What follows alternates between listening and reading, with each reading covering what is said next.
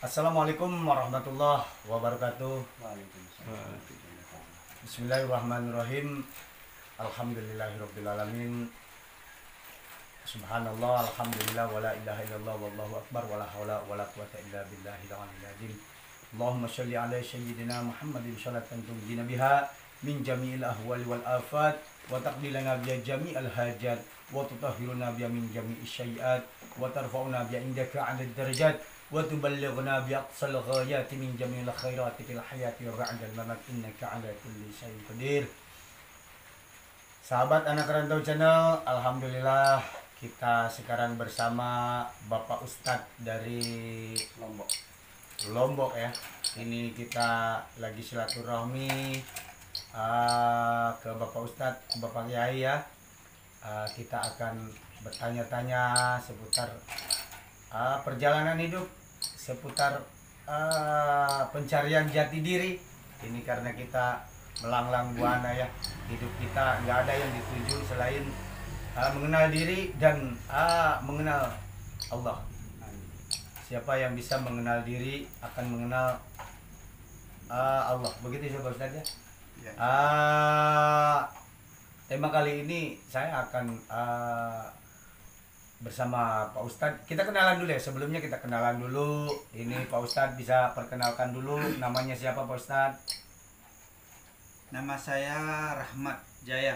Ya, asal dari NTB, umur saya sekitar 50-an lebih. 50-an. Anak saya ada 6 orang, laki-laki 4 dan perempuan 2. Iya. Ya, sementara itu ini Bapak perkenalkan dulu siapa namanya?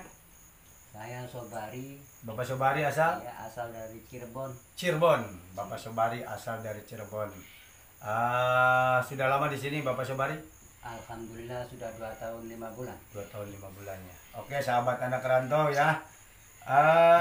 Sekarang kita menggali-gali ilmu kita ya sebagai pedagang, sekaligus kita lagi melanglang buana. Tidak salahnya kita sambil jualan, sambil bertanya-tanya, mencari ilmu sedikit demi sedikit yang mudah-mudahan bermanfaat untuk bekal kita menjalani kehidupan ini ya, sahabat anak rantau.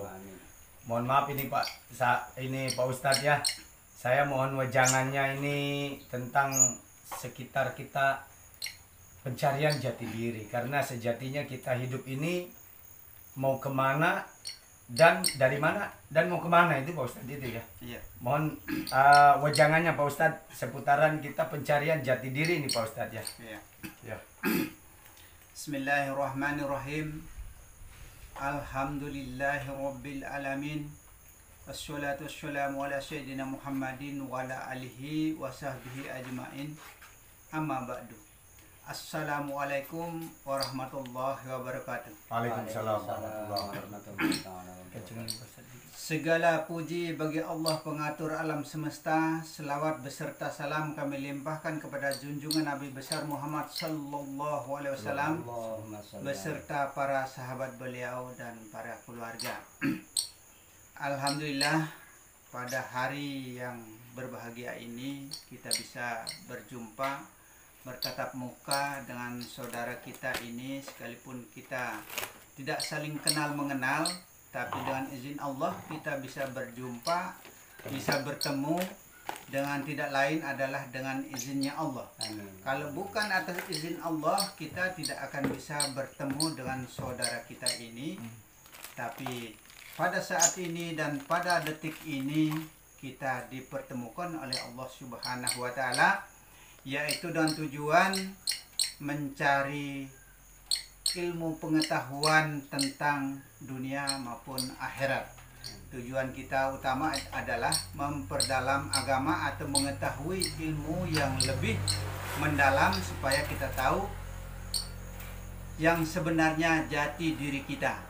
Kalau kita mau mengenal jati diri kita, sebenarnya kita harus mulai dari kudrat, iradat, ilmu, hayat, sama basar kalam. Kudrat itu artinya kuasa. Kuasa Allah itu ada pada diri kita sendiri.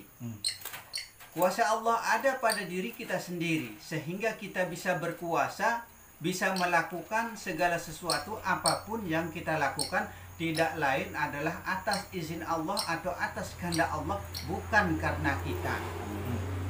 Dan yang kedua, iradat itu adalah kehendak. Kehendak Allah itu juga ada pada diri kita sendiri, sehingga kita bisa berkehendak, bisa melakukan segala sesuatu itu tidak lain adalah atas kehendak Allah, bukan kehendak kita. Yang ketiga, ilmu. Ilmu itu artinya pengetahuan. Pengetahuan Allah itu juga ada pada diri kita sendiri, sehingga kita bisa mengetahui segala sesuatunya, baik buruk dan lain sebagainya. Itu tidak lain juga atas kehendak Allah atau karena Allah semata. Hayat. Hayat itu artinya hidup. Hidup Allah itu juga ada pada diri kita sendiri, sehingga kita bisa melakukan sesuatu, segala sesuatu itu tidak lain juga atas kehendak Allah semata. Sama itu artinya mendengar.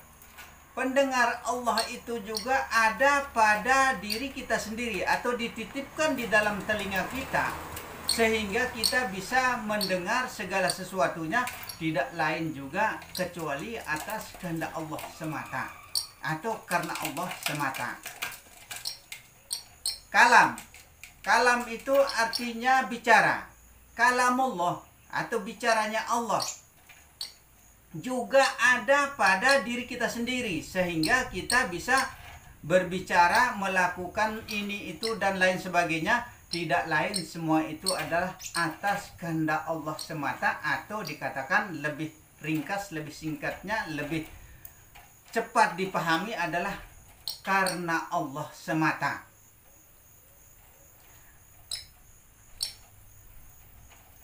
Maaf, yang basar itu pelihat tadi, yang keenam. Kalam itu adalah yang ketujuh.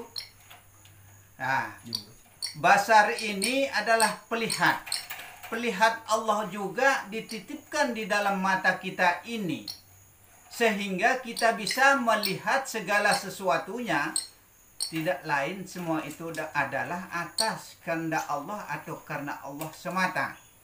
Nah, dari yang ketujuh, kudrat, iradat, ilmu, hayat, sama basar, kalam, yaitu kalamullah, semua ini adalah milik Allah yang ada pada diri kita sendiri. Dan semua itu harus kembali kepada Allah, karena datangnya dari Allah, maka harus kembali kepada Allah. Dari Allah, untuk Allah, dengan Allah. Kenapa dikatakan dengan Allah? Karena kita ini disertai Allah. Wa huwa ma'akum ainama kuntum. Di mana kamu berada, di situ aku menyertaimu. Berarti Allah tidak jauh dari diri kita sendiri. Sampai Rasulullah sendiri menegaskan, urat nadimu dikatakan dekat, sesungguhnya Allah lebih dekat daripada urat nadimu. Maka kita tidak bisa mengelak. Karena semua milik Allah itu ada pada diri kita sendiri. Wal insanu sirri wa ana sirruhu.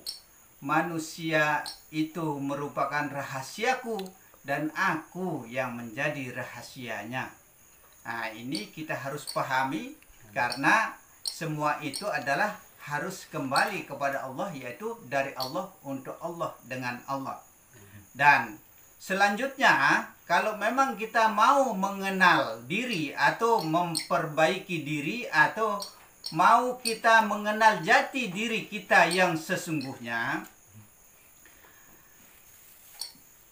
sejatinya diri itu adalah ketujuh indera tadi.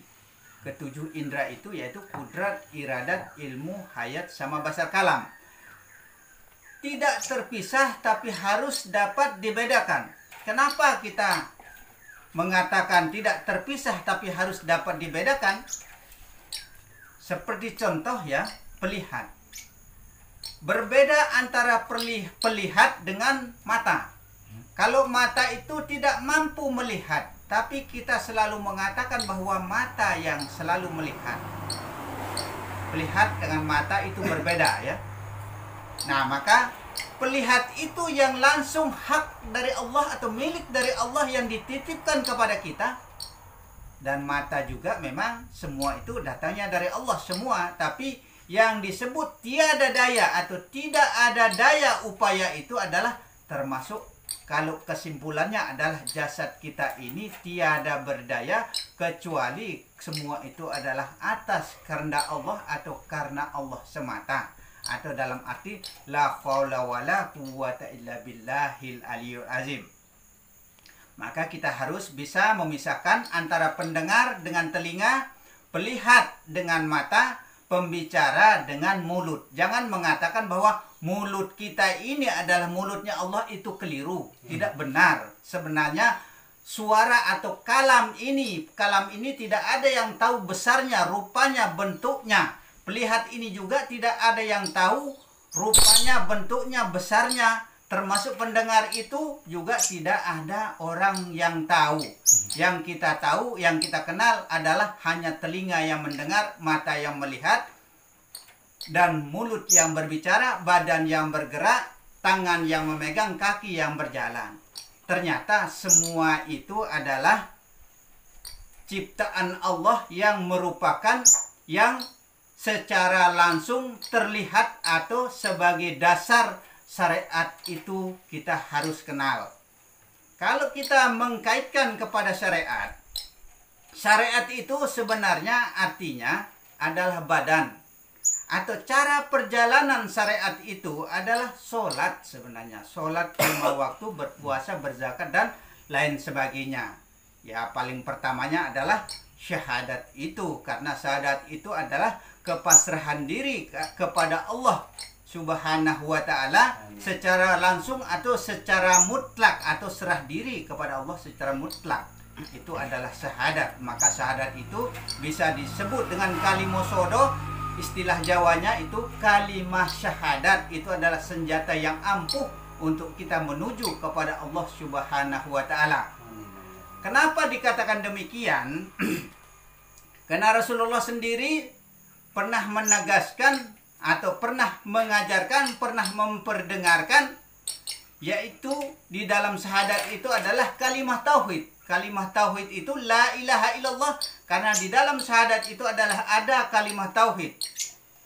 Nah, karena kalimah tauhid ini pernah juga disampaikan oleh Ahmad bin Jabal radhiyallahu anhu, yang ia mengatakan, anak kunci surga itu adalah la ilaha illallah. Kalau bisa kita lanjutkan Muhammad Rasulullah. Kenapa harus seperti itu? Karena la ilaha illallah Muhammad Rasulullah ini terdiri dari 7 kalimat. 7 kalimat seperti contohnya la ilaha illallah. 4 kalimat menandakan serba 4. Contohnya ada roh, nyawa, hati, dan jasad. Zat, sifat, asma, dan af'al. Jalal, jamal, kohar, dan kamal. Alif, lam, lam, ha yang bunyinya Allah. Mim, ha, mim, dal yang bunyinya Muhammad. Bahkan malaikat pun yang diutamakan oleh Allah adalah Jibril, Mikail, Israfil, dan Israel. Bahkan sahabat Rasul sendiri pun Abu Bakar, Umar, Utsman, Ali semua diciptakan 4. Nah, kenapa dikatakan 7 tadi? Muhammad Rasulullah 3 kalimah menjadi 7. 3 kalimah menjadi 7 ini seperti contoh, mana buktinya yang 7 itu? 7 kejadian Adam, 7 petala bumi, 7 petala langit, 7 ayat Al-Fatihah, dan 7 pula huruf yang tidak terdapat di Al-Fatihah. Seperti contoh, Bismillahirrahmanirrahim. Ini asma Rasul. Kenapa dikatakan asma Rasul? Karena Bismillah ini berakhir dengan huruf mim. Nah, huruf mim ini mutlak asma Rasul. Maka berjumlah huruf dari bismillah itu adalah 19 huruf. Nah, 19 huruf dari bismillahirrahmanirrahim ini juga jumlah malaikat zabaniyah itu adalah 19. Nah, kalau kita rajin dan selalu mengucapkan bismillahirrahmanirrahim, insya Allah di akhirat nanti kita tidak akan dipukul oleh malaikat zabaniyah yang jumlahnya 19 penjaga neraka itu. Karena 19 juga jumlahnya huruf bismillahirrahmanirrahim. Nah, yang selanjutnya ayat yang kedua, Alhamdulillahirabbil alamin. Ini terdiri dari 18 huruf. 18 huruf ini menandakan asma Allah. Kenapa dikatakan asma Allah? Karena berakhir dengan huruf nun. Yang sebenarnya asma Allah itu adalah huruf nun. Maka mana yang berakhir dengan huruf mim itu adalah asma Rasul. Mana yang berakhir dengan huruf nun, maka dia itu adalah asma Allah. Di mana tempat banyaknya terdapat asma Allah dan asma Rasul? Di Al-Fatihah dan Yasin. Seperti contoh Yasin nun, wal Qur'anil Hakim mim, innaka laminal mursalin, sampai seterusnya dan seterusnya seperti itu. Maka tempat banyaknya terdapat asma Allah dan asma Rasul adalah Al-Fatihah dan Yasin. Ayat yang ketiga dari Al-Fatihah,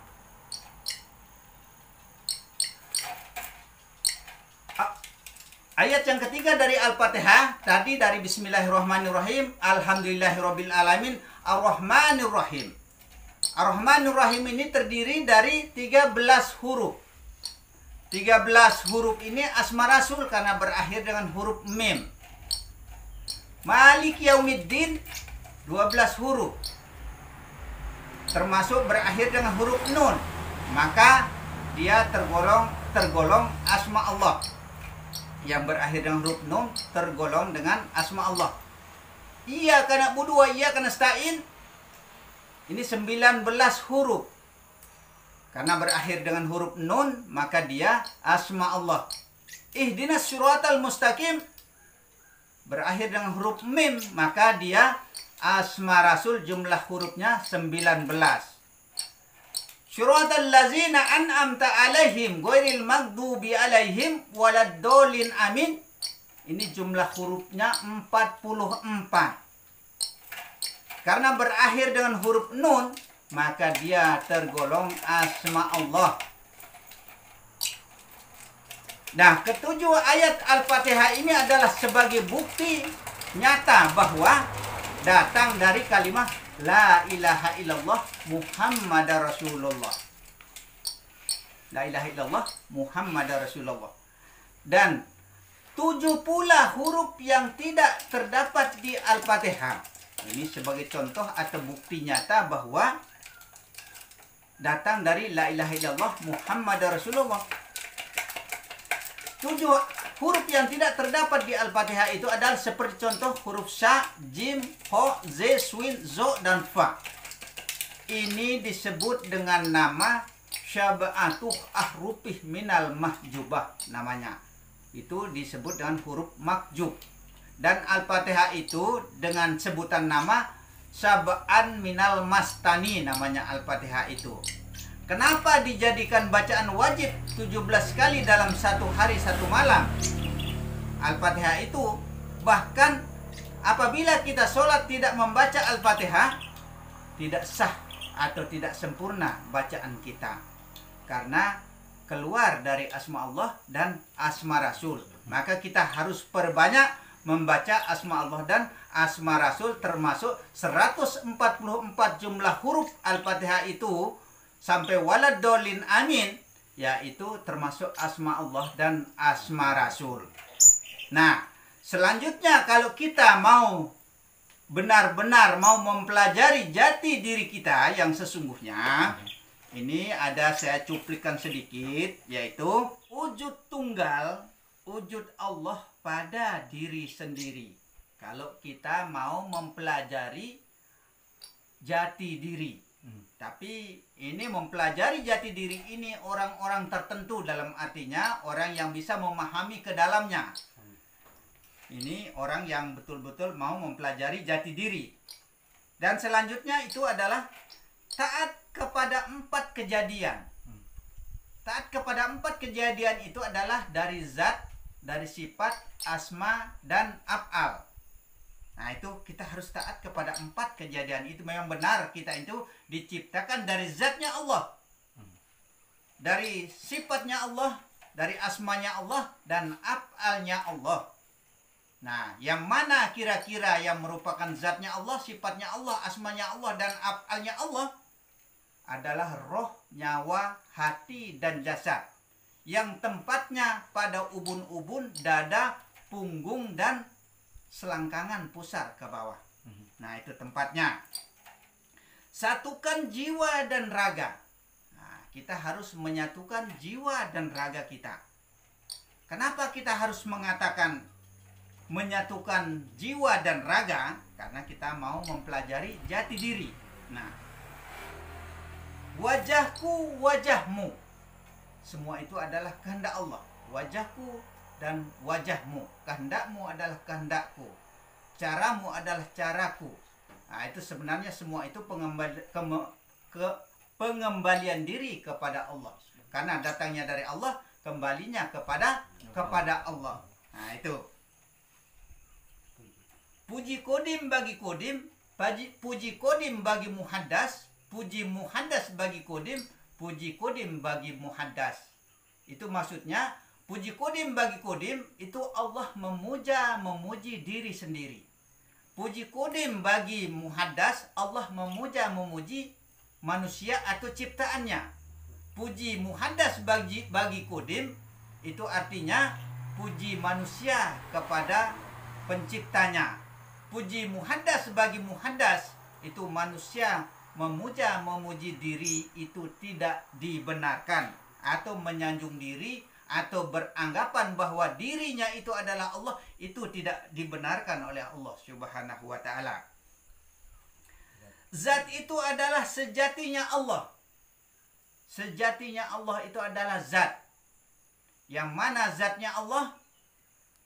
Yang sudah saya katakan seperti tadi, yang tidak bisa dipegang, yang tidak bisa dilihat, dan tidak bisa diraba. Siapa dan mana? Adalah roh. Roh itu sebenarnya masih ada 7 macam roh sebenarnya. Tapi yang kita kenal adalah roh saja intinya, begitu. Huwa itu, bahkan huwa ini ada juga di dalam Al-Quran ya. Huwa ini adalah suara napas. Kalau bisa kita harus jadikan suara napas kita itu huwa suaranya. Nah, itu. Nah, wujudku wujud Allah. Nah, wujudku adalah wujud Allah. Karena Rasulullah juga sendiri mengatakan, tiada aku lihat segala sesuatunya melainkan semua itu disertai Allah. Ini kata Rasulullah. Maka di sini dikatakan wujudku adalah wujud Allah. Maka wujud semua yang berwujud ini adalah wujud Allah semata, apa yang ada di bumi maupun di langit. Yang paling terindah atau yang paling terjelek pun itu semua adalah wujud Allah. Begitu.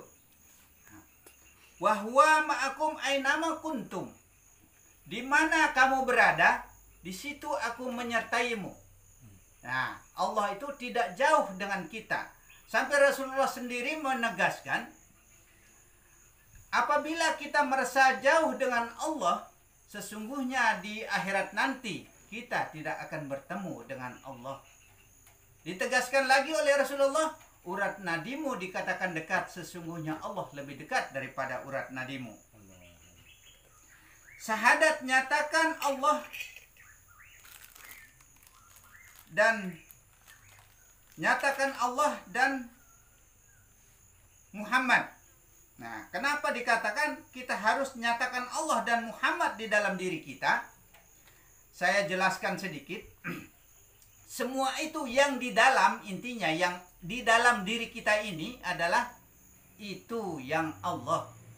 Bukan yang di luar yang saya maksudkan, yang nyata terlihat ini. Karena yang terlihat ini diciptakan dari barang ciptaan, maka sesungguhnya dia akan mati untuk selama-lamanya.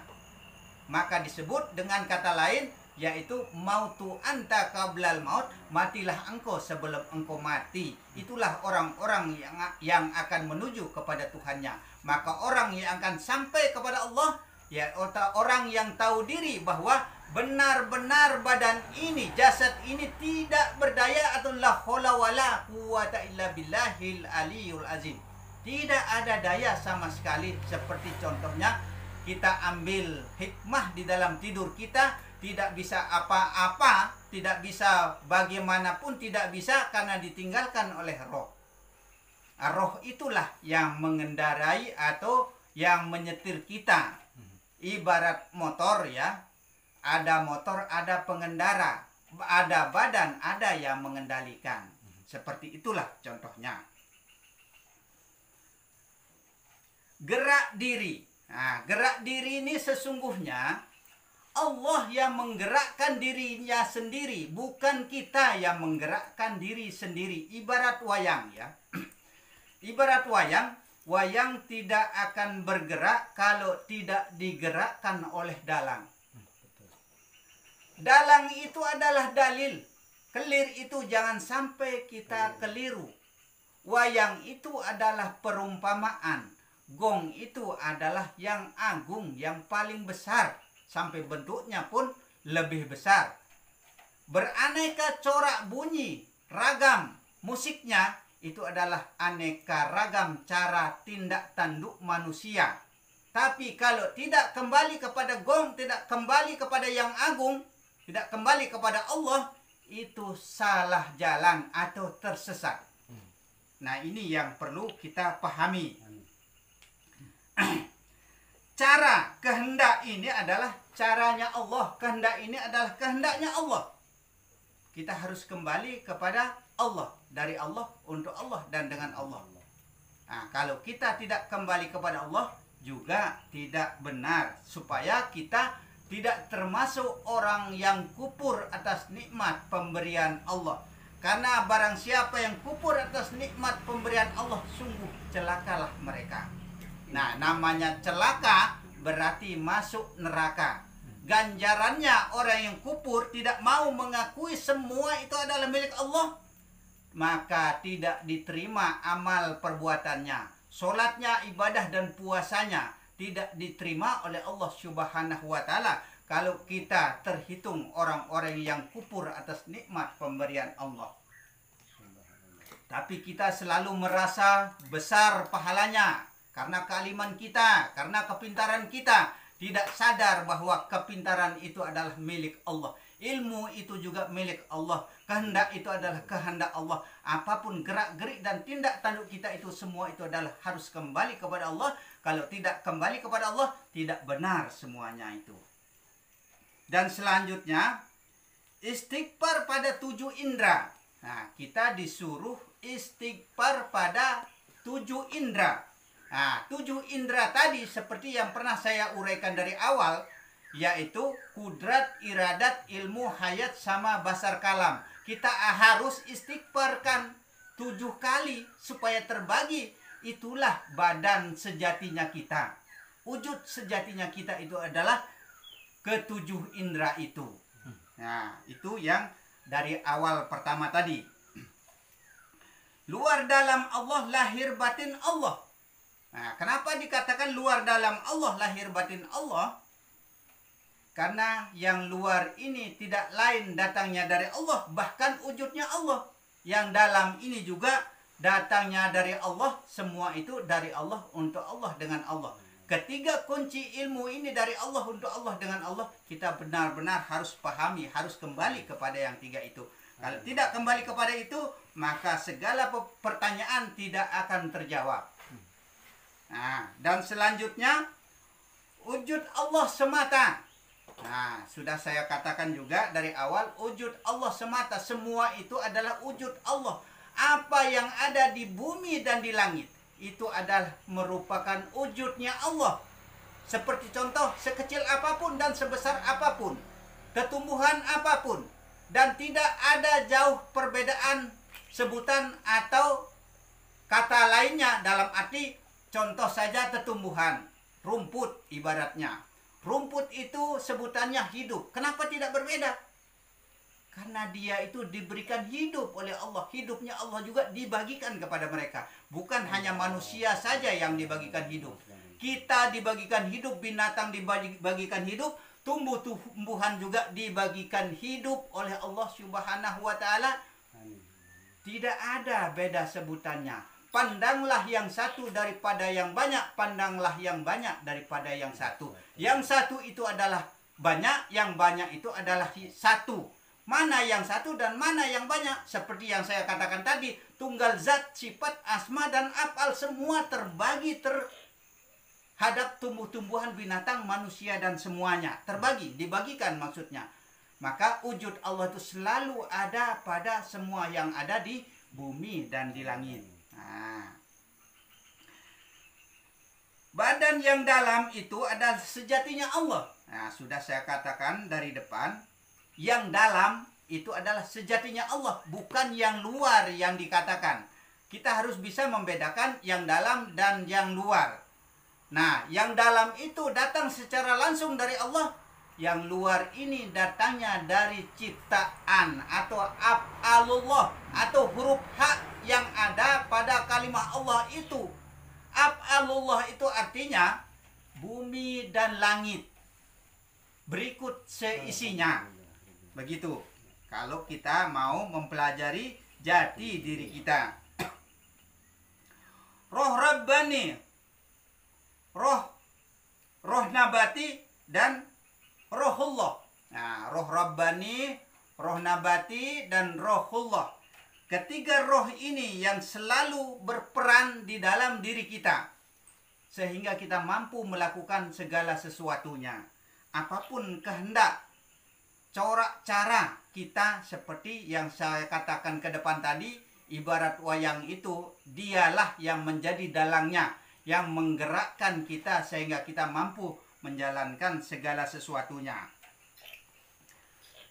Nyatakan dalam Allah zat, sifat, asma, dan af'al. Nah, kita disuruh nyatakan di dalam Allah zat, sifat, asma, dan af'al.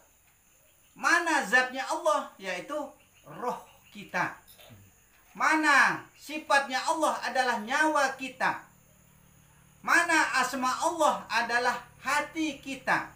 Mana af'al Allah adalah badan kita. Itulah yang disebut tidak ada daya upaya, tidak bisa apa-apa, quwata ilah kecuali Allah.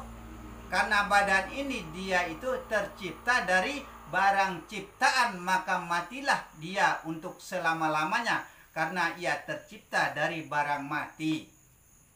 Mungkin insya Allah mudah-mudahan ada faedah, manfaat, dan kegunaannya bagi kita kalau kita mau mempelajari jati diri kita. Demikianlah uraian singkat yang bisa saya uraikan. Mudah-mudahan terutama kepada diri saya sendiri dan kepada kita semua mampu dan bisa merenungkan apa maksud dan tujuannya dari perkataan ini, dan jangan sampai salah mengartikan, jangan sampai juga keliru memaknakan. Dalam artinya, kajilah dengan baik-baik apa yang saya uraikan ini. Mudah-mudahan ada manfaatnya bagi kita semua dan terutama kepada diri saya sendiri. Dan insya Allah kurang lebihnya mungkin saya minta maaf. Dan selanjutnya akhirul kalam, wabillahi taufiq wal hidayah. Assalamualaikum warahmatullahi wabarakatuh. Waalaikumsalam.